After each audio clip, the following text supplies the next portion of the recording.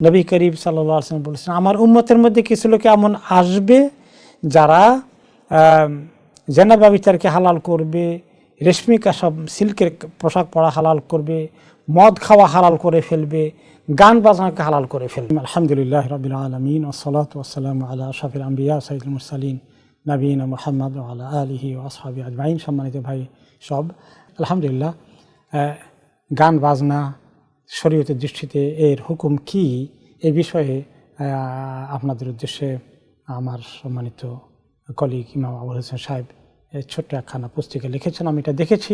গান বাজনার শরঈ হুকুমটা কি সেটা পরিষ্কার করার জন্যে তিনি যথেষ্ট চেষ্টা করেছেন। আশা করছি আপনাদের অনেকের জন্যই সেটা চিন্তার খোরাক হবে। আমরা জানি যে আসলে আমাদের উম্মতের 1500 বছরের ইতিহাসে কোরআন হাদিস থেকে শুরু করে সাহাবায়ে কেরাম, তাবেঈন, সালফে সালেহিন সবার যে ধারণা ছিল, ইজমায়ের উম্মত যেটা ছিল কোরআন হাদিসের ভিত্তিক, যে গান বাজনা হারাম। আসলে পরবর্তী পর্যায়ে এটা হালাল হওয়ার ব্যাপারে দুই একজন লোক মন্তব্য করেছেন। তার মধ্যে অন্যতম প্রধান হচ্ছেন ইবনে হাজম আল আন্দালুসি। তিনি বলেছেন যে গান বাজনা ব্যাপারে হারাম করে কোনো সহি হাদিস নেই, অথচ সহি বুখারীর হাদিসটি সহি হিসাবে প্রমাণিত, তিনি সেটাকেও সহি নয় বলে বলেছেন।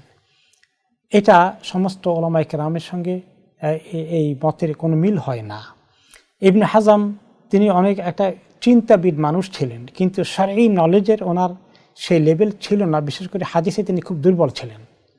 আমিরুল মুহাদ্দিসিন ইবনে হাজার আসকালানী রহমতুল্লাহ আলাইহি, যিনি সহি বুখারীর ব্যাখ্যা করেছেন, তিনি বলেছেন যে ইবনে হাজমের হাদিসের ব্যাপারে ধারণা অত্যন্ত সীমিত। এবং এই ব্যাপারে একই মন্তব্য করেছেন উপমহাদেশের প্রখ্যাত ইমাম মুজাদ্দিদ শাহ ওয়ালিউল্লাহ মুহাদ্দিস দেহলভী রাহিমাহুল্লাহ।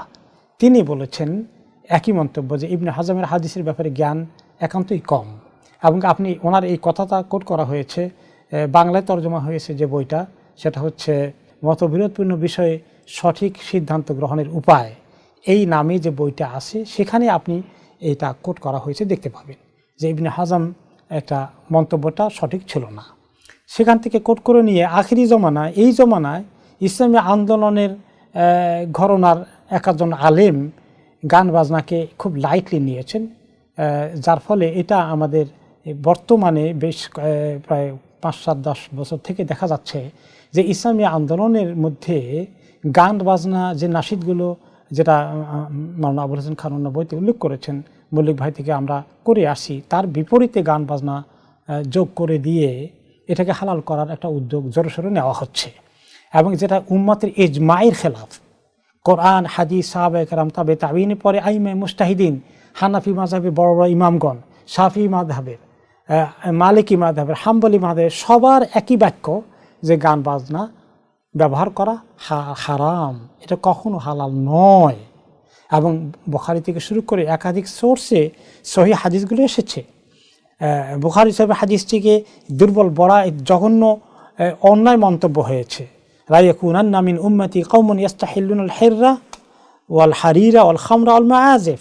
নবী করিম সাল্লাল্লাহু আলাইহি ওয়াসাল্লাম বলেছেন, আমার উম্মতের মধ্যে কিছু লোক এমন আসবে যারা জেনা ব্যভিচারকে হালাল করবে, রেশমি কাসব সিল্কের পোশাক পরা হালাল করবে, মদ খাওয়া হালাল করে ফেলবে, গান বাজনাকে হালাল করে ফেলবে।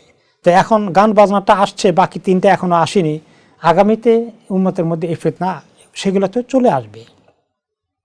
মুসনাদ আহমদের হাদিস আছে, অনেকগুলো হাদিসের ব্যাপারে এসেছে, তিনি কোট করেছেন মাওলানা আবুল হোসেন সাহেব, ওটা পড়লে আপনারা বুঝতে পারবেন।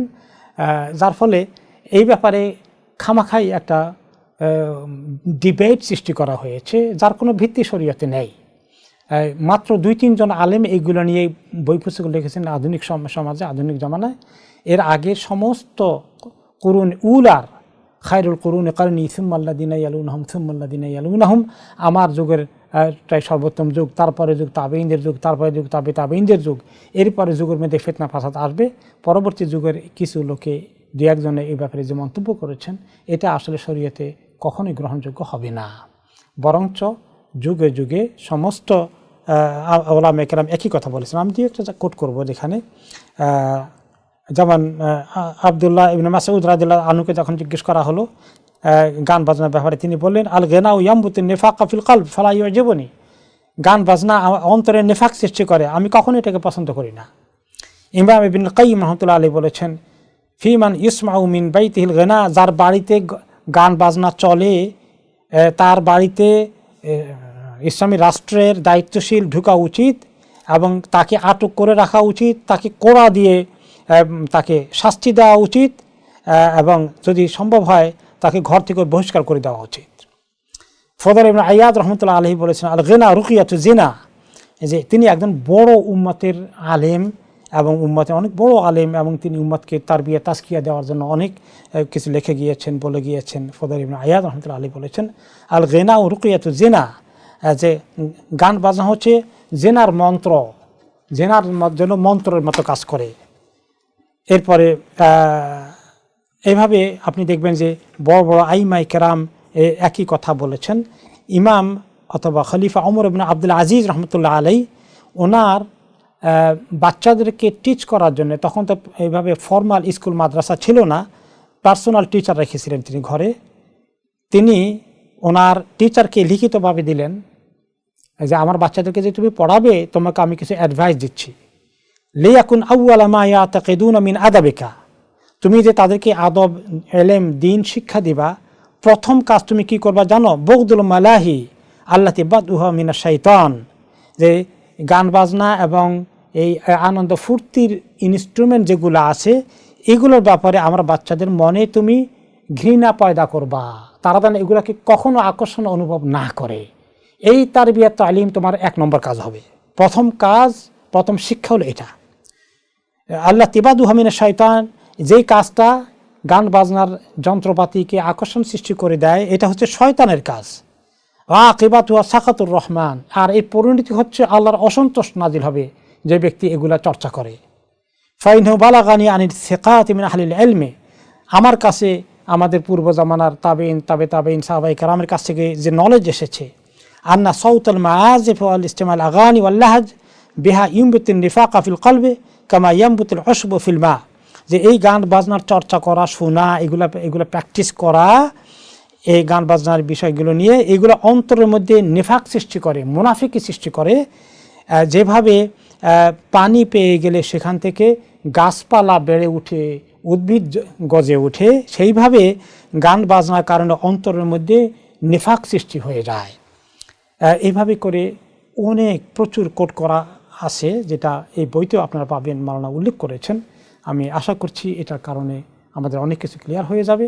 আমি আশা করবো আরও কিছু পরামর্শ রয়েছে আগামী সংস্করণে, সেটা তিনি আরেকটু মোর ইমপ্রুভ করে ইনশাআল্লাহ আপনাদের কাছে পেশ করতে পারবেন। আল্লাহ তাআলা যেন এই আমলকে কবুল করেন, আমাদের সবার মধ্যে এই ফিতনা ফাসাদের মতো যে কনফিউশনগুলো আসছে এগুলো থেকে দূরে রাখেন। ওয়াবিল্লাহি তৌফিক, জাযাকুমুল্লাহু খাইরান। আসসালামু আলাইকুম ওয়া রাহমাতুল্লাহি ওয়া বারাকাতুহু।